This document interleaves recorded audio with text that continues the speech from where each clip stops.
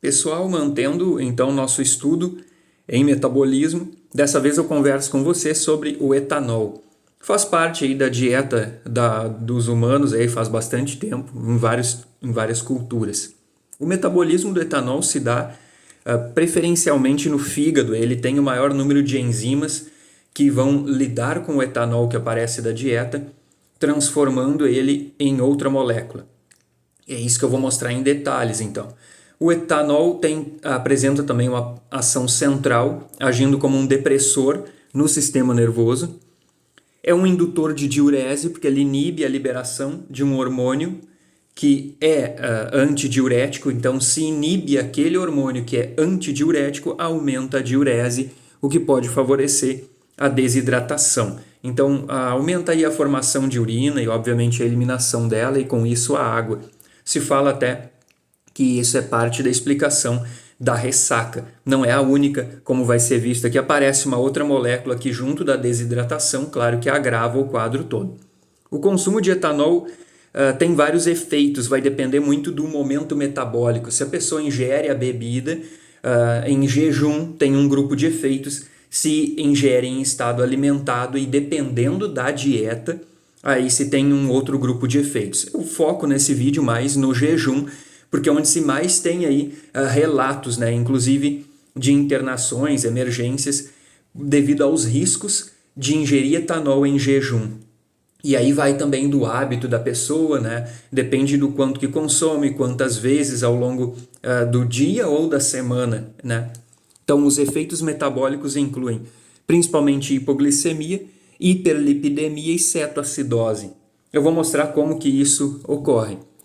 Alterações no pH envolvendo essa cetoacidose, mas não apenas dela, também podem ser observadas. Então, risco de queda no pH. Se fala em uma acidose, né, uma queda no pH do sangue. Então, o que está circulando sofre um impacto bastante grave aí pelo consumo de etanol. Então, vamos às explicações. O metabolismo do etanol se dá, então, preferencialmente no fígado e preferência, nesse caso, quando se fala assim em bioquímica, é pelo número de enzimas que eu tenho lá que lidam com aquela molécula. Então, não é a única via metabólica de transformação do etanol, mas é uma das mais importantes que o fígado apresenta. No citoplasma, o etanol, no hepatócito, então a célula que compõe o fígado, é transformada em acetaldeído por uma oxidação. Como é que eu sei que é uma oxidação? Porque eu formei o NADH ou NADH, mostrando que essa molécula foi reduzida. Então, uma reação de oxirredução, né, para ser completinha, executada pela álcool desidrogenase no citoplasma. Isso aqui vai ser estratégico para entender todos os efeitos citados na primeira etapa do vídeo. A formação do acetaldeído requer uma segunda reação para a eliminação dele, porque é uma molécula bastante reativa. Então é bom que eu consuma logo o acetaldeído para evitar uma série de lesões moleculares. Na mitocôndria, preferencialmente lá, cerca de 80% dessa reação ocorre na mitocôndria, 20% apenas no citoplasma. Se forma mais uma moléculazinha de NADH, então o NAD reduzido, mediada aí pela reação mediada pela acetaldeído desidrogenase. O que é formado, então, numa via muito curta, muito rápida, é o acetato. Esse acetato aqui é a base conjugada do ácido acético, o famoso vinagre. Então, a gente forma aí um ácido acético que rapidamente dissocia, né, liberando próton ao longo do metabolismo do etanol. Então, o acetato pode ter alguns destinos, né? Um deles é ir para a circulação e ser usado pelos músculos como combustível. Se o consumo de etanol ocorreu durante uma refeição que eleve a glicemia, que leve a liberação de insulina, então o fígado mesmo usa esse acetato, convertendo ele em acetil coenzima A, na síntese de ácidos graxos e de colesterol. Então aí já começa um probleminha, quer dizer que se eu estiver em estado alimentado, eu facilito a produção de lipídios lá no fígado por meio do metabolismo do etanol. E então, sim, né, é verdade isso, é um dos caminhos. Mas eu vou manter mais o caminho aqui do jejum quando eu tenho a liberação desse acetato, então, para a circulação. E o músculo usa até que razoavelmente bem esse acetato. É um bom combustível para ele. Na verdade, eu digo assim, o músculo não sabe o que está acontecendo, né? Chega um combustível, ele usa, é muito bem-vindo, estando no repouso ou numa caminhada, numa coisa, claro, que ainda mantendo uma aerobiose. Então, o metabolismo do etanol é esse, é bem curtinho, não é a única via, repito, mas é aquela que vai ter impacto na manutenção da nossa glicemia. Então, o resuminho, né, daquilo que ocorreu. Aumentou a oferta de substrato, que no caso é o etanol, eu tenho um aumento na formação do NADH, desse NAD reduzido e do prótonzinho, né, que sempre aparece na reação, tanto na mitocôndria quanto no citoplasma. Lembrando que o citoplasma aí talvez seja uma fonte mais importante, né? Não é bem 1 para 1 a proporção aqui de NADH produzido na mitocôndria e produzido fora, porque eu tenho aí, voltando aqui rapidinho, cerca ainda de 20% da atividade da acetaldeído desidrogenase no citoplasma. Então essa enzima está lá também, não apenas dentro da mitocôndria. No jejum, eu preciso produzir glicose no fígado a partir de precursores gliconeogênicos, como o lactato, a alanina, o glicerol, algum piruvato que apareça na circulação, a glutamina. Então pega moléculas que não são um carboidrato e transforma elas em glicose, que é o carboidrato fundamental como combustível para inúmeras células. Eu já conversei com você sobre isso antes, então não quero entrar muito em detalhe agora, mas eu vou citar depois consequências, claro, da hipoglicemia. Então, o metabolismo do etanol, se ele gera NADH, esse NAD reduzido de maneira muito rápida, tanto dentro quanto fora da mitocôndria, ele impacta qualquer reação que também produza NADH. E o que a gente tem de importante na gliconeogênese em relação a isso? O lactato que chegar no fígado deve ser convertido em piruvato para esse piruvato seguir aqui a gliconeogênese até glicose. No entanto, quando eu tenho uma produção mais rápida de NADH por outra via, ocorrendo também no citoplasma, que é um dos locais onde ocorre a gliconeogênese no fígado, eu tenho aquele NADH bloqueando a produção de um secundário. Secundário eu digo porque talvez seja uma reação mais lenta que aquelas de formação do NADH no metabolismo do etanol. Então a lactato desidrogenase não consegue converter o lactato em piruvato porque essa reação é bloqueada pelo NADH oriundo do metabolismo do etanol. Aí começa um problema que é bem grave. Lactato é formado o tempo todo por células como as hemácias, que são as células vermelhas do sangue, formado pela epiderme, né, na pele, por cartilagens, por medula renal. Então eu tenho várias fontes que permanentemente produzem lactato e no jejum ele é extremamente útil na formação de glicose pelo fígado na gliconeogênese. Eu bloqueio então o uso, ou pelo menos diminuo muito isso, é considerável, né? Porque as pessoas apresentam, afinal de contas, a hipoglicemia, então é algo significativo. Então eu vou diminuir o uso desta molécula pelo metabolismo do etanol que ocorre simultaneamente ao meu jejum. Então já deixo de usar um precursor gliconeogênico muito importante. Certo, então vai lá, né? Converte a alanina em piruvato e segue na gliconeogênese. Não está escrito ali? De fato a alanina é um importante substrato gliconeogênico, como o lactato e o glicerol, e ela sofre uma transaminação pela alanina aminotransferase e é convertida em piruvato também. No entanto, já que eu tenho uma grande oferta de NADH oriundo do metabolismo de etanol, esse NADH que aparece aqui como parte da reação, ele é fornecido pelo metabolismo do etanol e leva a reação de alanina até piruvato, sem efeito nela, mas otimiza a transformação do piruvato oriundo de alanina em lactato. Então a gente vê esse movimento aqui. A alanina sendo transformada em lactato, passando por piruvato. Vê isso com maior proporção, ou seja, mais um precursor gliconeogênico deixa de ser usado na manutenção da glicemia. Aqui eu tenho impactos significativos, né? Tanto que dependendo da pessoa, a ingestão de etanol não precisa ser em grandes doses, já leva a tontura, já leva uma dificuldade no raciocínio, coisas já causadas por uma hipoglicemia brusca. O que é uma hipoglicemia brusca? Não deu tempo de produzir corpos cetônicos ou a própria glicose para manter aquela glicemia nessa emergência que surge. Então a pessoa até libera adrenalina como resposta à hipoglicemia, mas não vai ter muito sucesso na gliconeogênese. E dependendo do tipo, da duração do jejum, já não tem glicogênio hepático de maneira significativa para manter a glicemia durante essa falha quimicamente induzida na gliconeogênese. Então olha o perigo disso, né? Exemplo, eu já estou há 8 horas sem comer nada e no final aí do meu expediente eu vou para um barzinho tomar cerveja. Então a pessoa, eu vou ingerir aquilo em jejum e aí eu vou ter uma hipoglicemia brusca, porque eu provavelmente tenha muito pouco glicogênio hepático, vou inibir a gliconeogênese que já está com a velocidade alta, até dependendo do organismo, mas aí no meu exemplo já está com a velocidade alta, ela é inibida, não tem glicogênio, como que eu fico? Como é que eu vou manter neurônio que até usa outros substratos energéticos, mas vinha consumindo glicose da circulação? Se eu bloquear a manutenção da glicemia, mesmo que parcialmente, o neurônio já sente, porque ele consome muita glicose e muito rápido para manter as redes neurais todas funcionando.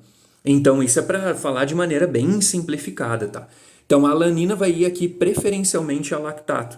Isso já mostra para vocês que lactato, que é a base conjugada do ácido lático, ele pode voltar a ser ácido lático e pode dissociar, né? E além disso, quando eu formo a partir do piruvato esse lactato, na verdade, a forma real dele é ácido lático, né? Então de piruvato vai a ácido lático, ele perde próton. Se eu produzir bastante lactato, significa que eu já produzi antes o ácido lático, que dissociou, liberou o próton, portanto, e já contribuiu com a queda no pH. Já está mostrando para vocês aquela acidose lá de onde pode vir também. Bom, alanina e lactato prejudicados. Trancou tudo. Não consigo transformar em piruvato. Tá bom, mas tu citou que tem o glicerol, e de fato vocês já sabem disso. Tem um glicerol que é convertido também em dihidroxiacetona fosfato, né, esse intermediário glicolítico, e daqui para cá eu produzo glicose pela gliconeogênese. Eu não anotei todos os detalhes aqui porque estou mais preocupado com os detalhes associados ao metabolismo do etanol. Bom, o glicerol, oriundo do tecido adiposo, ele é fruto da lipólise que ocorre no jejum, né, que também é algo induzido por glucagon, também pode ser modulado por adrenalina ou epinefrina, né, a mesma coisa. Então, esse glicerol vai ser fosforilado às custas de ATP pela glicerol-cinase, formando o glicerol 3-fosfato. No entanto, já estão vendo ali, né? Quando eu transformo ele em dihidroxiacetona-fosfato, eu gero NADH. E daí é a mesma história dali. Se eu queria converter lactato em piruvato e não pude, a mesma coisa para glicerol 3-fosfato e dihidroxiacetona-fosfato. Então, aqui, eu não tenho também a conversão na sua totalidade daquele glicerol 3-fosfato que chega no fígado, né, através do glicerol, não consigo transformar ele em dihidroxiacetona, atrapalha de novo o uso de um precursor gliconeogênico. Esse glicerol acumulado favorece a síntese de triglicerídeos no fígado. Vai depender do estado da saúde desse fígado, e eu também já conversei com você sobre saúde hepática e a manutenção da glicemia em outro momento. Então, dependendo da saúde desse fígado, eu mando o triglicerídeo ligado em VLDL para a circulação.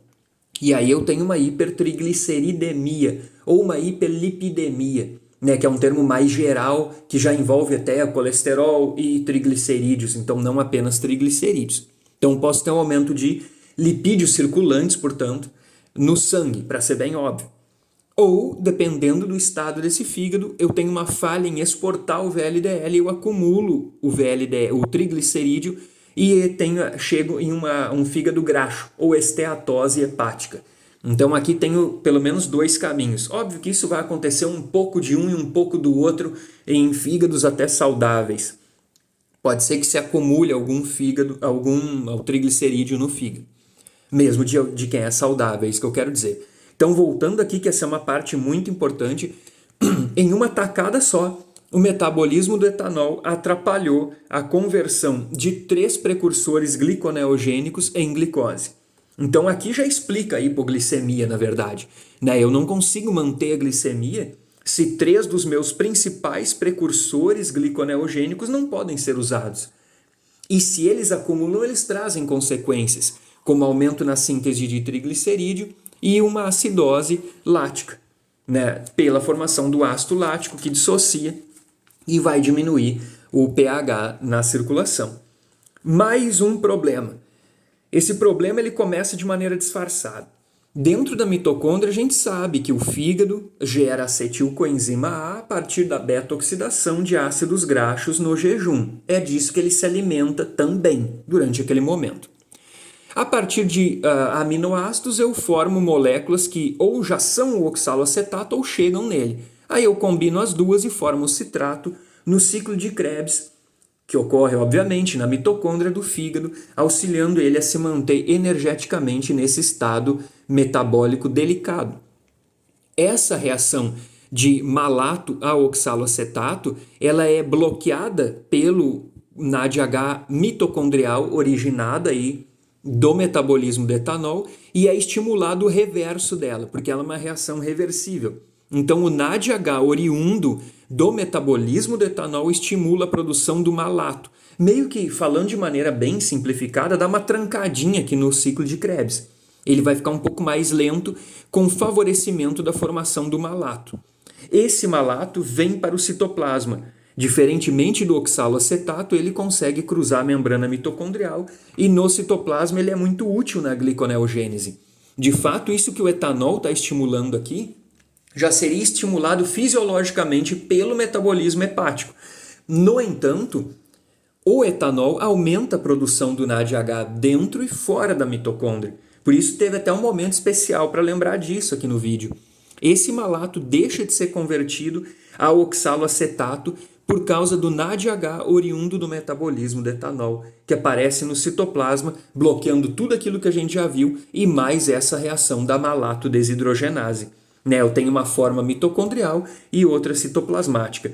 Então eu tenho aí o bloqueio de mais um substrato gliconeogênico que seria útil então na produção de glicose.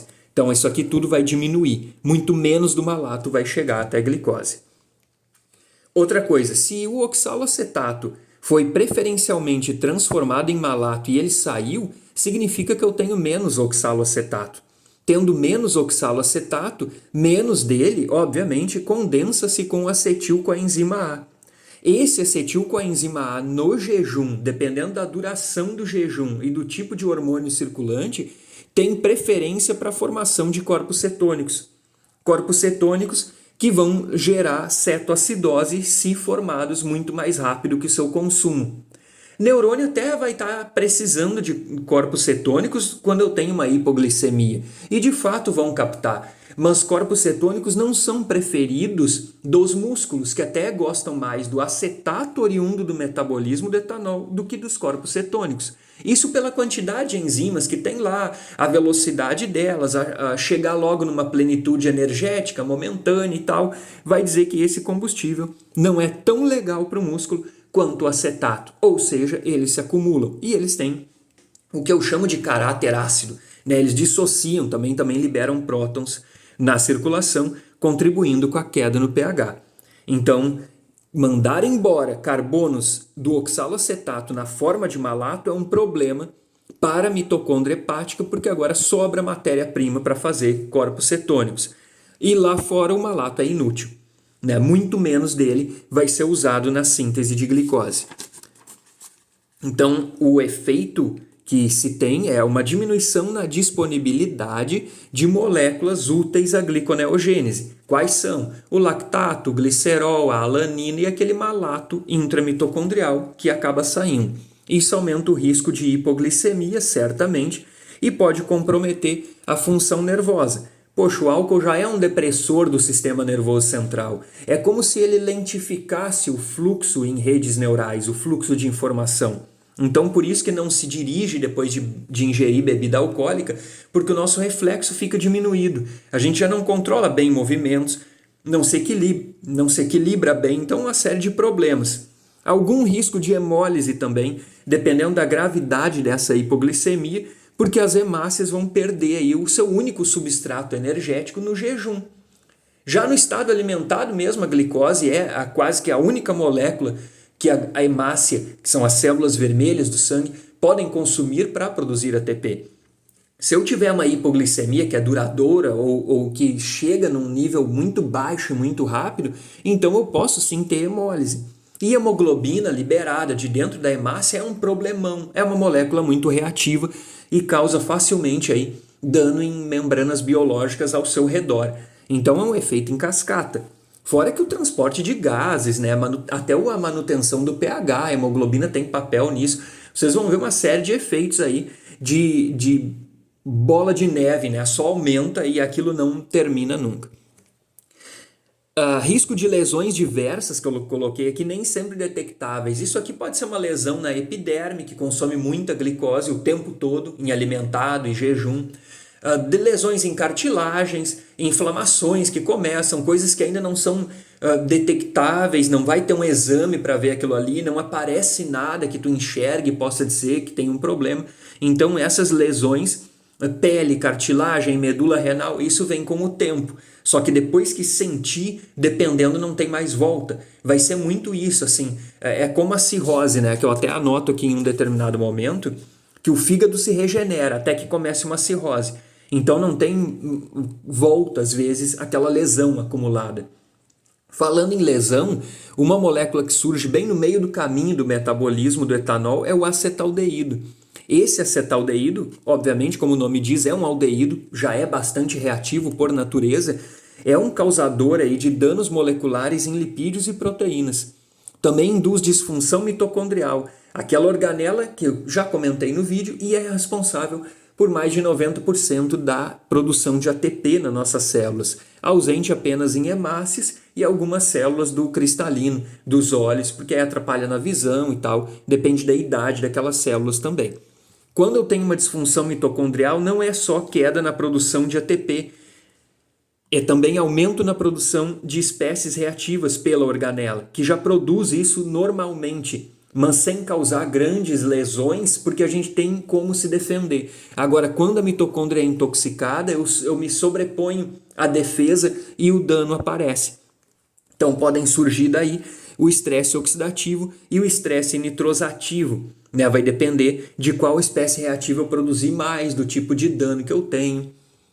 A inflamação também é uma consequência do aumento na oferta ou na concentração de acetaldeído. Em conjunto ou não, isso leva à morte celular. Lembrando de novo, quando tiver uma cirrose hepática, então eu tenho a inibição ou um bloqueio ou uma diminuição significativa da regeneração hepática. Então, assim, consumo da bebida ocorre, né? Há medidas seguras, há níveis seguros para isso, e é bom, assim, evitar o consumo em jejum, porque as consequências podem ser bem graves. E isso vai variar, claro, o metabolismo do etanol é muito diferente de um humano para o outro, mas pode acontecer com um, pode não acontecer com o outro, e aí esse sorteio ninguém quer ganhar. Né? No sentido de ganhar o quê? Uma lesão hepática, às vezes por um consumo moderado de etanol. Vai de cada um, então, acompanhar a sua saúde hepática para manter todo o resto funcionando. Viu que tudo isso era focado em fígado, o resto era consequência. Né? Então, obrigado por ter assistido. Tendo dúvida, comenta. Isso ajuda na divulgação dessa informação que é séria, é confiável. Eu estou aí para ajudar. Então, obrigado e vamos nessa.